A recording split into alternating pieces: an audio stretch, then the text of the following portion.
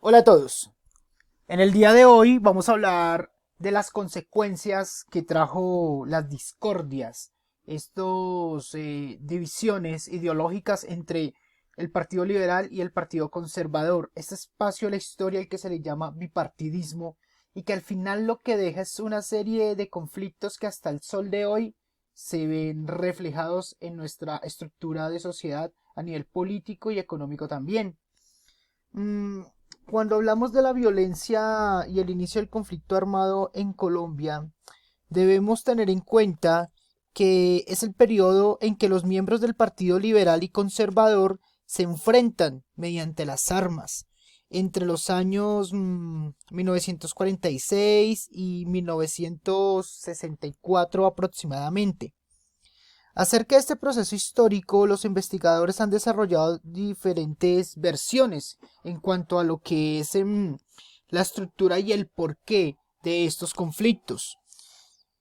Uno de los historiadores más importantes en el campo de la historia y de los conflictos armados en el mundo, llamado Eric Hobsbawm, atribuye el conflicto a una desintegración de la sociedad agraria tradicional, en la que esos enfrentamientos no llegaron a producir un cambio estructural, pues se mantuvo la desigualdad social.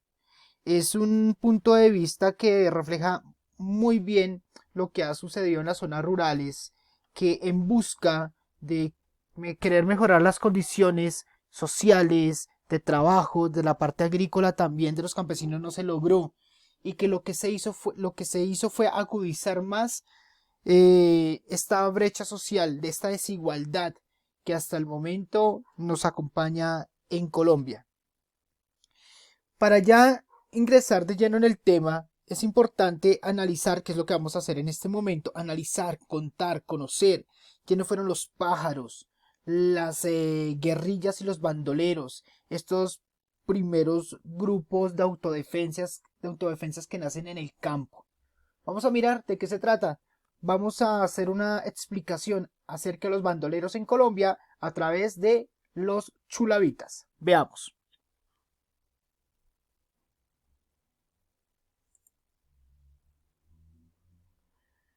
Miremos qué fueron los chulavitas. Surgen en la región de Boavita, en Boyacá. Voluntariado para defender el conservadurismo el 9 de abril de 1948. La policía de la élite conservadora por campesinos conservadores.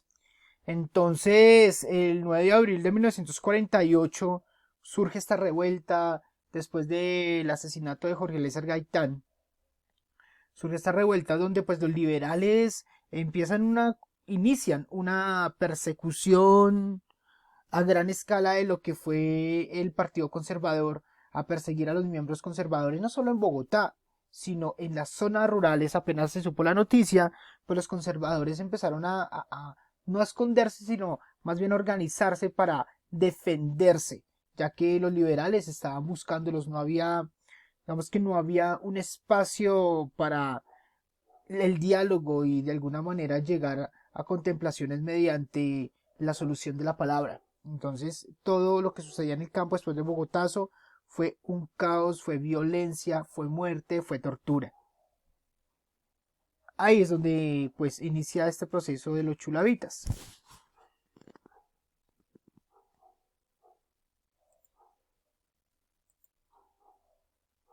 Vamos a mirar las regiones donde después del 9 de abril y desde este proceso del Bogotazo, pues ya empieza a estructurarse más los chulavitas y a ubicarse en diferentes puntos.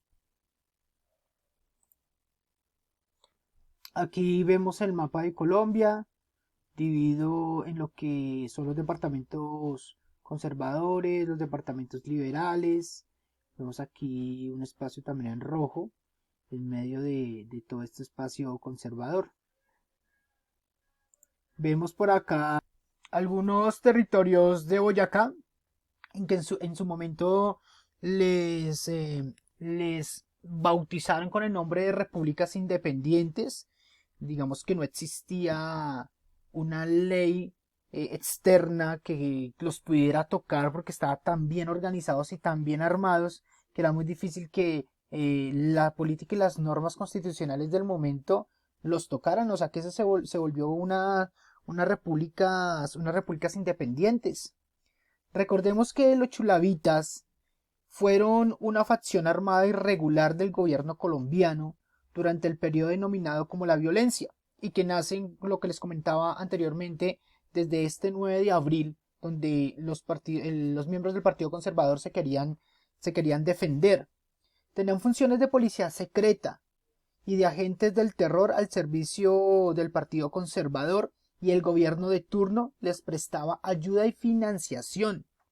Fueron reclutados rápidamente en enclaves conservadores en el nororiente del departamento de Boyacá, que es lo que estamos aquí mirando de estos puntos sobresalientes a nivel geográfico de la ubicación de estos grupos chulavitas, para defender a los gobiernos conservadores de los presidentes Mariano Ospina Pérez y Laureano Gómez contra los liberales o cachiporros. ¿Sí? Entonces, los enemigos de los chulavitas policía secreta conservadora patrocinada por el gobierno, ellos tenían como enemigos a los liberales, ¿cierto? Entonces los liberales eran conocidos como los cachiporros, y a los que eran ya radicales comunistas, los chulavitas les decían los comunes, o sea que estos eran enemigos acérrimos y que se veían las confrontaciones duras y sangrientas en estos espacios de Boyacá que les estoy mostrando a continuación, en este momento.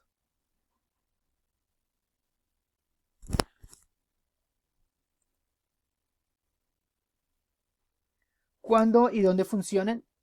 Desde el gobierno de Mariano Ospina Pérez del 46 al 48, fortalecido después del Bogotazo, desvaneciendo desde la dictadura de Rojas Pinilla, no funcionaron solamente en Boyacá, de donde son originarios, sino también en el centro occidente de Colombia, donde las fuerzas liberales eran más compactas o sólidas.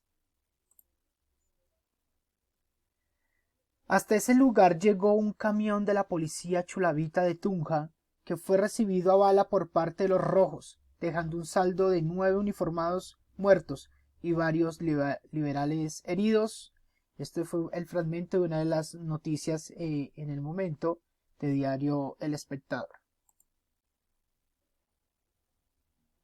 Propósitos principales. Miremos qué era lo que buscaban los chulavitas.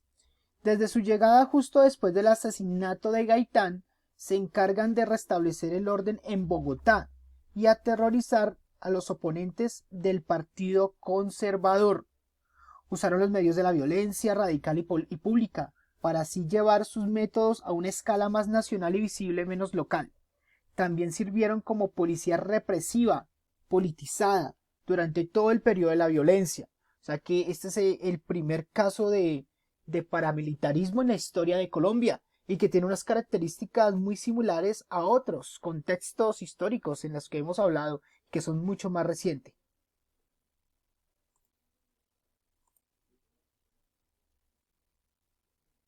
Miramos las imágenes de estos líderes chulavitas.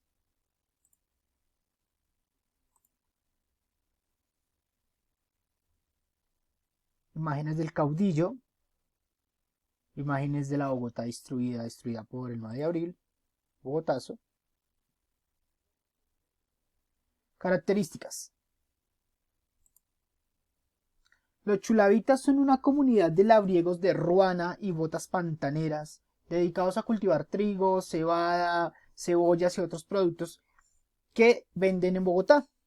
Estos conservadores, desplazados por la violencia liberal durante el gobierno del mismo partido, no solo tomó acción en Boyacá, sino también en otros departamentos como el Tolima y el Caldas. Se consideran por historiadores liberales un instrumento de terror conservador, y por los conservadores fue un grupo armado que intentaba ejercer el control social que el gobierno era incapaz de realizar, o sea que tenían como sus puntos de vista. Los liberales decían que era un instrumento de terror conservador, y los conservadores decían que era simplemente un grupo armado para hacer control social de lo que era incapaz de realizar el Estado. Eran increíblemente temidos por los crímenes de lesa humanidad en contra del pueblo colombiano.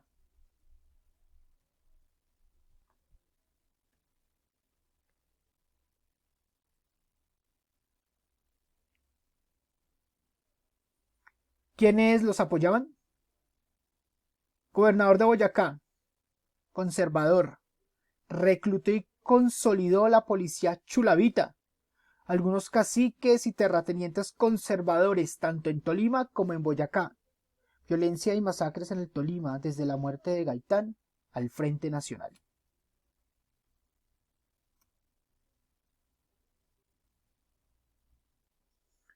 Aquí en esta foto tenemos a uno de los máximos líderes de los movimientos guerrilleros liberales, o sea, de los cachiporros.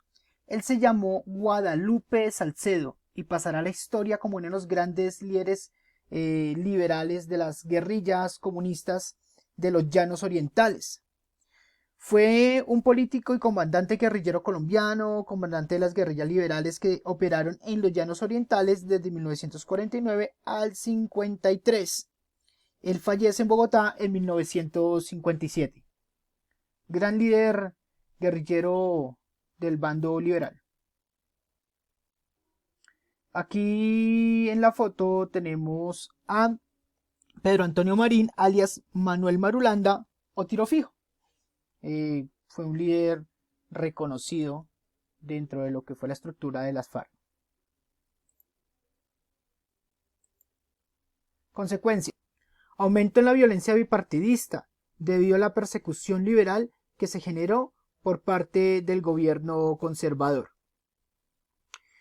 Ya para cerrar y hacer una conclusión, debemos recordar que con posterioridad al asesinato de Gaitán, la violencia recrudeció y se extendió a Antioquia y los Llanos Orientales. No solamente se quedó estancada en Boyacá, sino que se fue a otros territorios de Colombia. Por este motivo, los liberales organizaron guerrillas en sus zonas de influencia y se enfrentaron al ejército, la policía y a los pájaros chulavitas. Chulavitas son los mismos pájaros conservadores que se perseguían a los liberales, por eso los liberales tuvieron que organizarse también en movimientos guerrilleros. Entonces estábamos mirando a Guadalupe Salcedo, a Manuel Marulanda Vélez alias Tiro Fijo, que esos son los primeros grupos guerrilleros que nacen para defenderse de estos pájaros o chulavitas. Estos chulavitas, sicarios comisionados por los conservadores, también surgieron algunas autodefensas conservadoras y las guerrillas comunistas. Rojas Pinilla ofreció una amnistía para desmovilizar a los grupos al margen de la ley, pero solo algunos se acogieron, o sea, como un primer proceso de paz en el gobierno de Rojas Pinilla. Entre 1958 y 1965 se presentó el bandolerismo político en Tolima y Valle del Cauca. O sea, es todo esto, pero expandiéndose a otros territorios del país. En un principio, los líderes bandoleros fueron apoyados por gamonales y movimientos políticos, pero con el tiempo, los más destacados, tales como alias Chispas, Capitán Venganza y Sangre Negra, perdieron credibilidad y fueron abatidos por las fuerzas militares. Pilas, porque yo les voy a repetir estos nombres por si ustedes quieren ahondar más en el tema.